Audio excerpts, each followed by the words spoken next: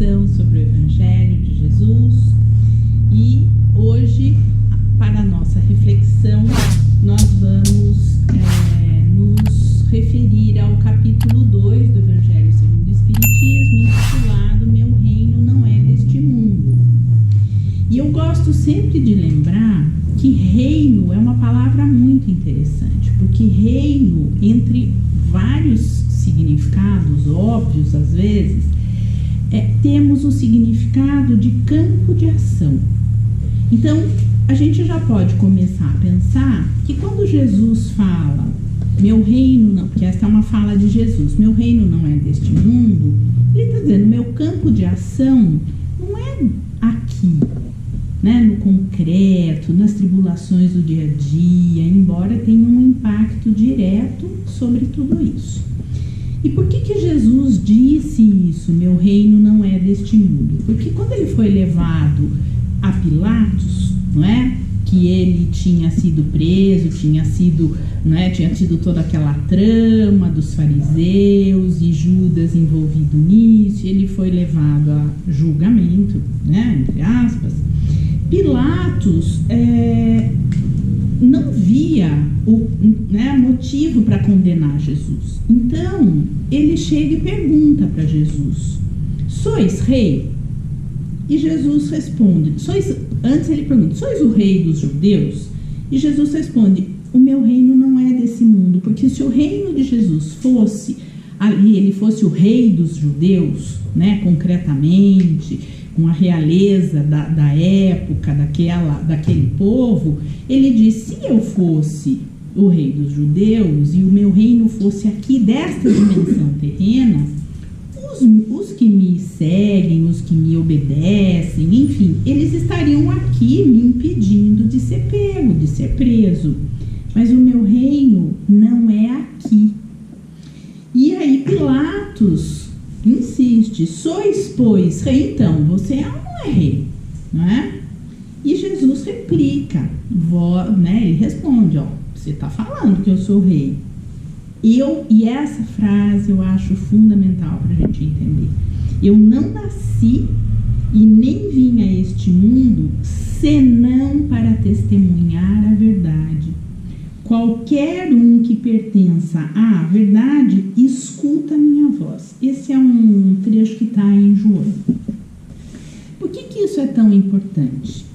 Porque, na verdade, quando Jesus fala, né, meu reino não é deste mundo, então de que mundo que é?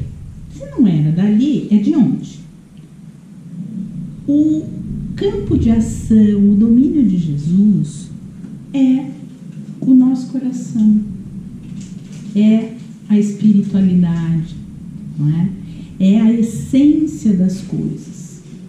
Então é fundamental essa fala, porque ele começa na verdade, esse é o cerne, né, da maioria das falas de Jesus, nos mostrar que aqui não é a parada final. Que, aliás, isso aqui é só um trechinho do que a vida verdadeiramente é. E com essa fala, quando ele vai dizendo, não é? Meu reino não é deste mundo, meu reino é muito maior do que este, meu reino vai para muito além da materialidade, da objetividade aqui na Terra, ele está falando da imensidade da vida. E, inclusive, nos lembrando que somos seres espirituais que momentaneamente estamos aqui. Porque se o reino dele fosse aqui, né, ele fosse rei dos judeus, ponto, o reinado dele seria um reinado temporal, ou seja, que duraria um tempo. E nós não estaríamos aqui falando dele. Porém, Jesus, o seu campo de ação é exatamente nossos corações, ou seja, enquanto espíritos. E isso é muito interessante, porque isso vai também nos mostrando, né, que nós também não pertencemos aqui. Porque Jesus é tão humano quanto qualquer um de nós, com a diferença que ele já está trilhões, não é, de anos-luz à frente. Mas ele veio, e aí aquela frase maravilhosa, eu vim dar o testemunho da verdade, Quem dá testemunho, quem que dá testemunho? É quem viu. Um testemunha, por exemplo, de uma situação, de um crime, ela viu, ela ouviu, ela estava presente.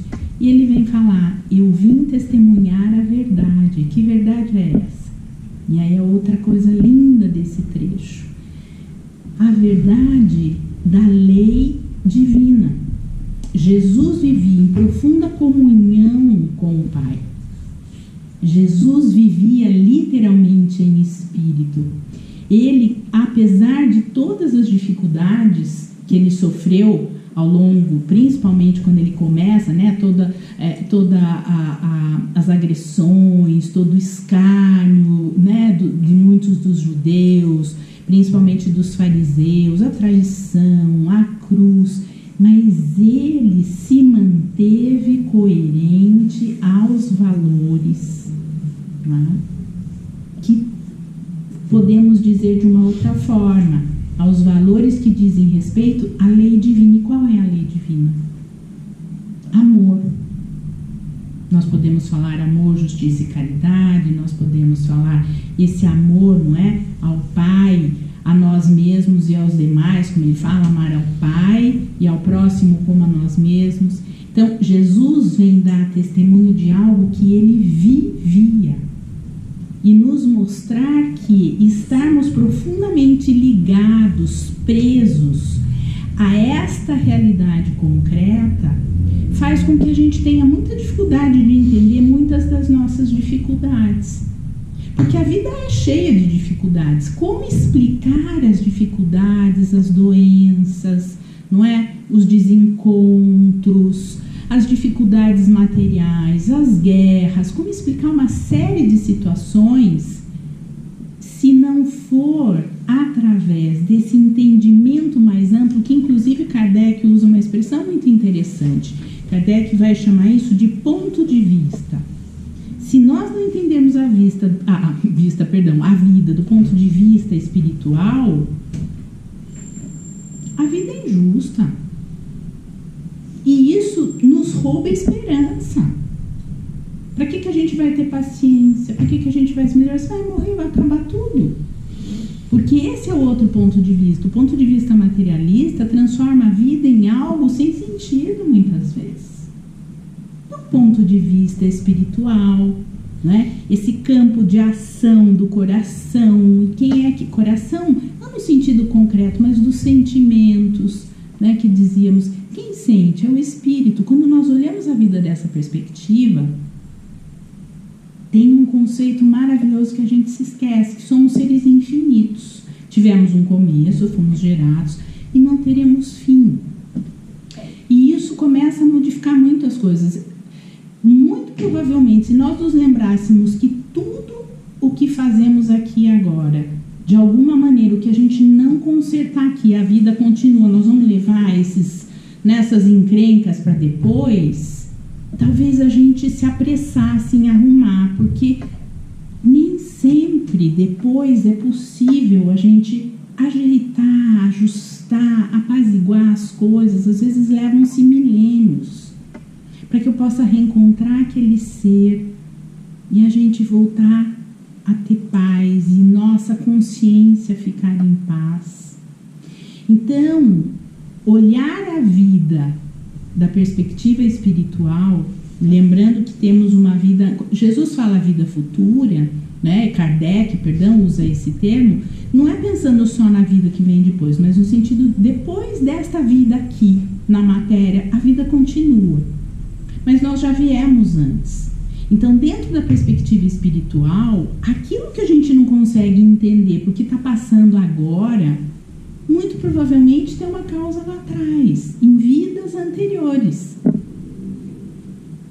Mas também nos ajuda a pensar que eu posso determinar ou, no mínimo, encaminhar bem as próximas. Porque hoje é muito fácil a gente imaginar. Se eu estou vivendo um determinado tipo de dificuldade que se repete na minha vida, ou que apareceu do nada, aparentemente eu não fiz nada para aquilo me acontecer, provavelmente é uma nova oportunidade para sanar, para harmonizar algo que lá atrás, numa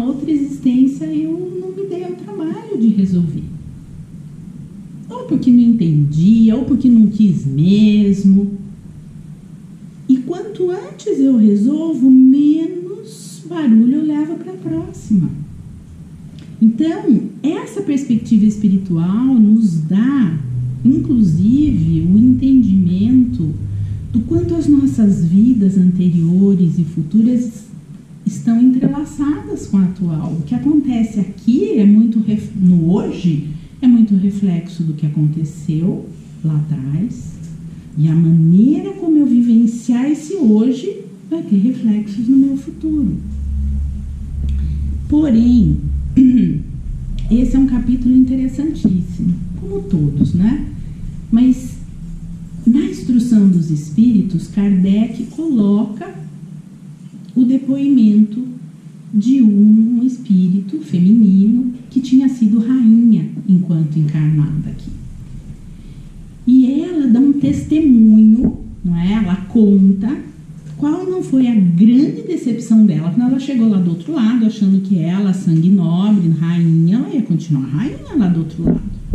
E ela se depara com espíritos que ela, quando encarnada, que estavam encarnados ao mesmo tempo que ela considerava menos nobres, pessoas de segunda categoria, que desconsiderava, estavam em situação muito melhor que a dela no plano espiritual. Tendo uma vida de muito mais paz, de muito mais tranquilidade. E ela se assusta com aquilo. E ela vai tentar entender por quê. E qual a causa dela não ter paz, ela estar numa situação espiritual em relação àquelas pessoas de inferioridade, entendendo inferioridade como de menos evolução moral e as consequências, não é, dela ter se achado tão melhor que os demais enquanto estava aqui. Ela faz é interessante porque ela faz toda uma autoanálise. E qual é a conclusão? Que ela se deixou levar, como muitas vezes nós nos deixamos sem perceber, pelo orgulho, pelo ego. O que é o egoísmo? É o ismo do eu, né? Tudo sou eu primeiro, eu melhor, eu que sei, eu que preciso, o outro não me entende, o outro, né? Assim, o outro não sabe o que eu sei. E ela vai percebendo que foi isso que fez com que ela, quando chegasse lá do outro lado da vida, se encontrasse numa situação muito diferente, moralmente inferior àquelas pessoas que, na sua simplicidade, tinham sido mais generosas, solidárias, humildes. E aí algo muito interessante, que a gente pensa muito pouco. É claro que orgulho e egoísmo são valores negativos, mas são valores morais, não é? O que a gente precisa se lembrar é que orgulho e egoísmo, arrogância, a vaidade, na verdade, são características do nosso psiquismo. São posturas internas que a gente assume e que precisam ser trabalhadas. A arrogância, a vaidade, o orgulho, o egoísmo, a ira, na verdade, escondem algo muito interessante que a gente para muito pouco para pensar. Escondem o nosso medo de não ter valor, o nosso medo de estarmos errados, o nosso medo de não sermos amados, o nosso medo de não sermos valorizados. A arrogância, a vaidade, o orgulho são defesas do nosso psiquismo, do nosso psicológico. Porque quando eu acho que eu sou a certona, eu sei tudo, né? Nossa, olha, imaginou outro, que bobagem que falou lá. Eu nem paro para me questionar se realmente eu estou certa. E a gente tem medo, isso é vaidade. A gente tem medo de errar, a gente tem medo de pedir desculpa, a gente tem medo que o outro pense mal. Gente, uma coisa que nós precisamos, estou aqui me colocando juntinho, a gente precisa aprender o que o outro pensa, não sobre. A pessoa pode estar lá falando, não, você tem toda a razão, e por dentro falando, ai meu Deus, como que ela pode pensar desse jeito? E nós não temos controle sobre isso. Então, esse é o reino, não é? De que Jesus fala. O reino do coração. Esse espaço interno que depende única e exclusivamente de nós, o que vai estar presente nesse espaço interno, no nosso coração e na nossa mente. Por quê? Porque isso desde já vai determinar a qualidade de vida que nós temos. Desde já. Ai, Bia, mas é tão difícil, porque o outro pisa, porque o outro... vibra por ele. Você não precisa concordar com ele. Nunca, a gente não vai encontrar no Evangelho de Jesus, não, tá bom, se submeta. Não, muito pelo contrário. Mas eu não preciso também sair julgando, criticando, falando mal, alimentando ódio, raiva. Porque os primeiros a se atormentarem somos nós mesmos quando fazemos isso. Isto é típico do reino da matéria, da objetividade, de quem acha que nada tem consequência. Por isso a fala de Jesus é tão importante. Que o reino, o campo de ação dele, é sobre as nossas mentes, os nossos corações. E quem tem mente e coração é o espírito, não é o corpo. Coração do ponto de vista dos sentimentos, das emoções que alimentam, dos valores que vão nortear as nossas condutas. Não é à toa, né, que a gente sempre fala, Jesus é o nosso modelo e guia. Mas será que a gente tem usado esse modelo para se espelhar? Em nenhum momento a gente vê, são 4 evangelistas, hein? Em nenhum momento a gente vê um evangelista contar que Jesus falou, ai, gente, não aguento mais, pelo amor de Deus, hein? Ó, Pai, socorro. Que a gente faz o tempo todo. E que modelo, então, é esse? Que guia é esse que a gente não segue? Fala que, Jesus, em nome de Jesus, em nome de Jesus. Então, o convite desse capítulo é que nós adentremos este reino, este campo de ação que começa conosco mesmos, com os pensamentos que nós alimentamos. E não é fácil, tá, gente? Se fosse uma encarnação, dava conta, mas não dá. Então vamos também nos conformar, não adianta ter pressa, mas também não fica empurrando com a barriga, porque nem sempre na próxima a gente vai ter oportunidades. Porque vocês imaginam quebra-cabeça? Eu fico brigando aqui com o Júnior e com a Rússia. Tormento a vida dos dois. Eu desencarno. Gente, olha o que eu fiz. Meu Deus, onde eu tava com a cabeça. Só que o Júnior e a Rose, porque aguentaram com muita paciência, tiveram misericórdia de mim, não retribuíram na mesma moeda, já estão lá em outro espaço, entendeu? E eu doidinha para encontrá-los, eu vou, né, para poder minimamente diminuir o estrago que eu fiz. Só que eu vou ter que subir os degrauzinhos que eles já subiram. Dizem, não é? Que os espíritos, às vezes, passam séculos esperando uma oportunidade para resgatar determinadas situações que provocaram. Então vamos pensar, não é? Eu vou me permitir encerrar, que já estou passando do tempo, com 2 frases. Uma que achei muito interessante, por acaso eu li hoje, que diz: um mundo diferente não pode ser construído por pessoas indiferentes. Não sejamos indiferentes às necessidades alheias, nem às nossas próprias, mas vamos tentar resolver essas necessidades de forma harmoniosa. Oração, evangelho no lar. Terapia, às vezes faz parte, importante. Pôr a cabeça no lugar. Vem fazer uma orientação, medita. certeza os senhores conhecem, porque ela já ficou, né, bem divulgada, que é do Mahatma Gandhi, que diz, não é, que nos convida a sermos a mudança que nós queremos ver no mundo.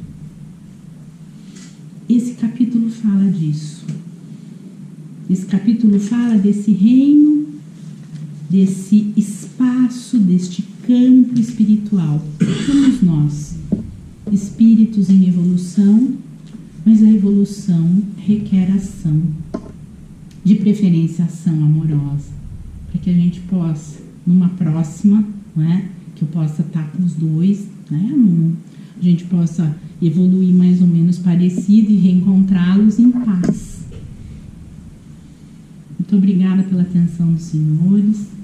E vamos nos preparando agora para receber a mensagem do amigo espiritual. Seja bem-vindo.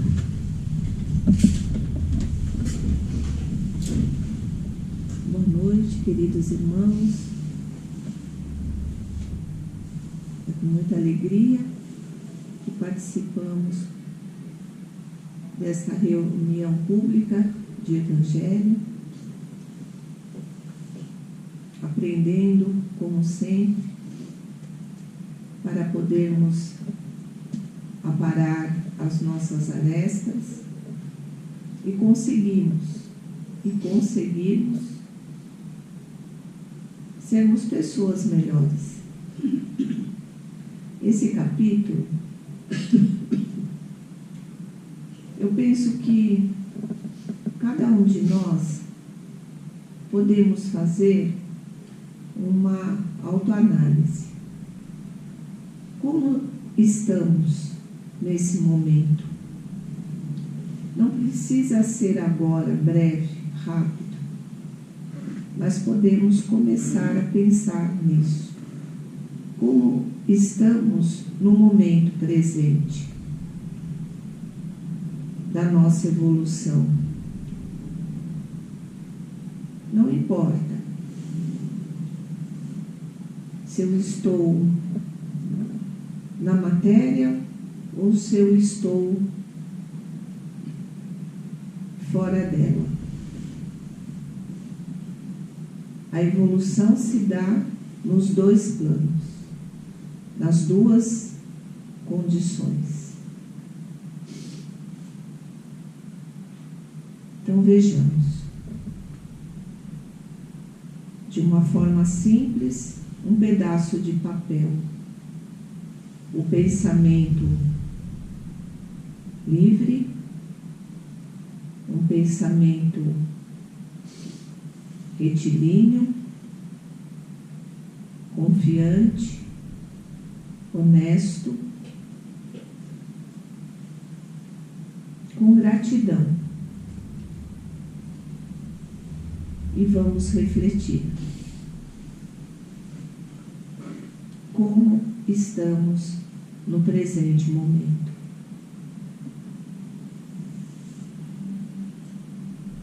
Partindo daí, podemos ir aparando as arestas. Por que eu falo dessa forma? O que aprendemos, vamos melhorar. Aquilo que ainda não aprendemos, precisamos, de alguma forma, obter o conhecimento para podermos agir nessa deficiência, nessa imperfeição. Não sabemos tudo. Nós temos tempo, oportunidade, temos professores, orientadores, temos os livros, todo esse conhecimento está para nós no presente momento.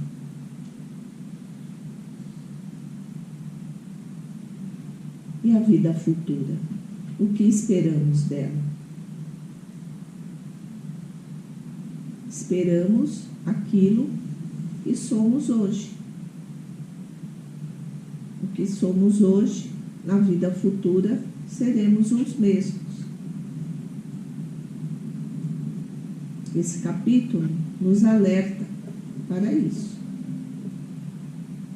para as modificações necessárias.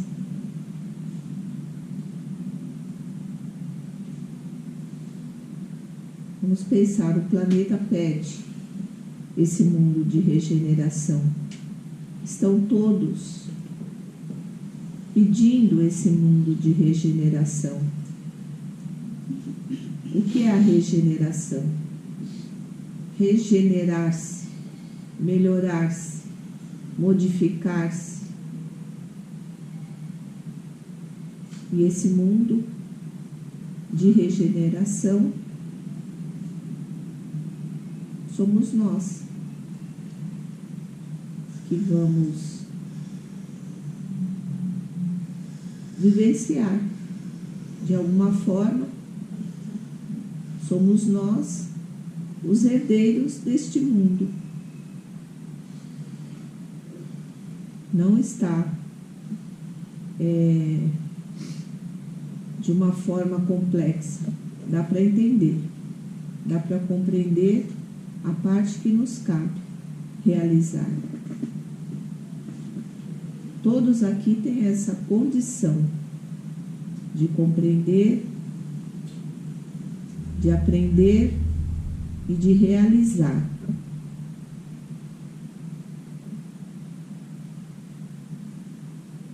Podemos nos comprometer hoje em fazer essa autoanálise. E no próximo encontro, nós podemos chegar aqui já com essa questão, com esse capítulo, já em vias de realizar ou de ter realizado alguma coisa.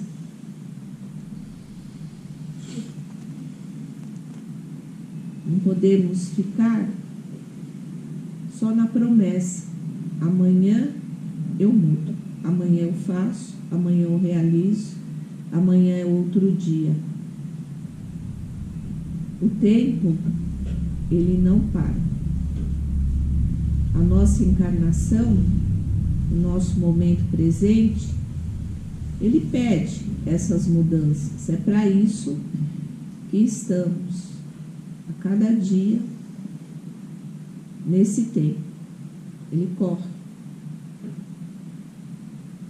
Ele corre, ele não para. O tempo não para. O tempo não para, não. Ele não para. E nós, querendo ou não, estamos nesse tempo. Nós vamos analisar de que forma estamos vivendo.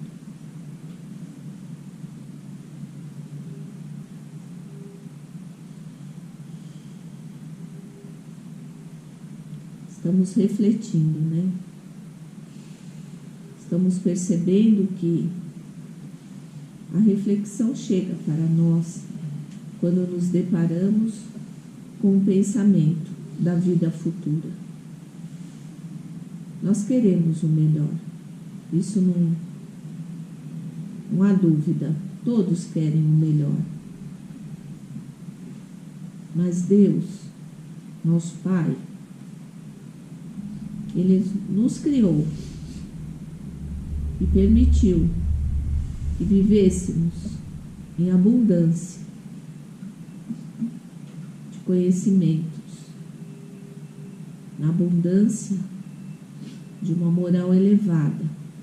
Para isso, nosso Senhor Jesus Cristo chegou até nós, exemplificou, nos deu um norte e nós. Que direção estamos seguindo? A do Cristo? Vamos refletir, meus irmãos,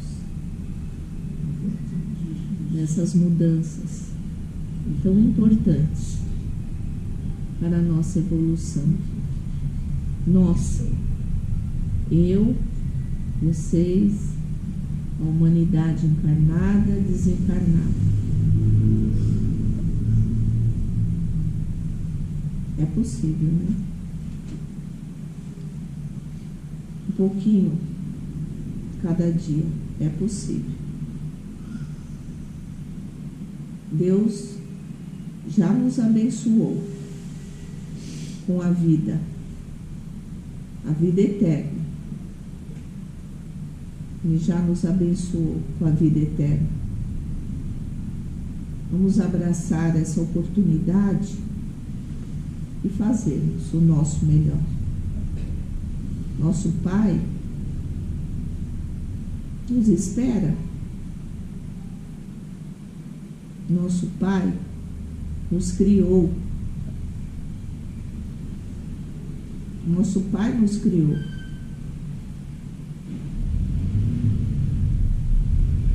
Vamos fazer valer essa vida em abundância.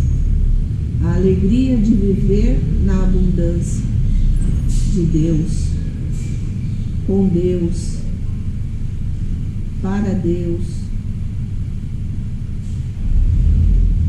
Que Deus nos abençoe hoje, sempre e sempre, e sempre será sobre a bênção dele que vamos caminhar. E para ele voltaremos. Essa é a promessa do Cristo. Que Deus nos abençoe nessa noite tão importante para nós, para todos nós. Muito importante. Muito importante o que ouvimos, muito importante o que vamos trazer para o nosso coração e refletir. Que Deus nos abençoe. Boa noite.